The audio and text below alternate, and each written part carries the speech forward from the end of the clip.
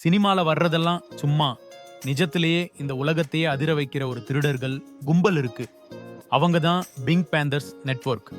Serbia மற்றும் மாண்டினிக்ரோவிலிருந்து வந்த இந்த நெட்வொர்க் 500க்கும் மேற்பட்ட கொள்ளைகள், 500 மில்லியன் டாலர் மதிப்புள்ள நகைகள். இவங்க ஸ்டைலே வேற. அது என்ன தெரியுமா? துல்லியமான பெர்ஃபெக்ட் பிளானிங்.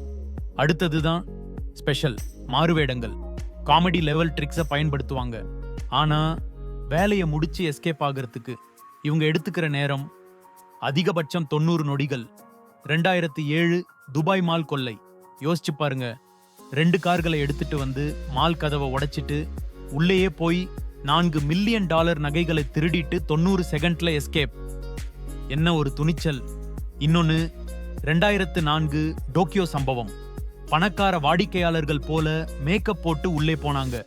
30 மில்லியன் டாலர் மதிப்புள்ள உலகின் பெரிய வைரங்களில் ஒன்றை திருடினார்கள்.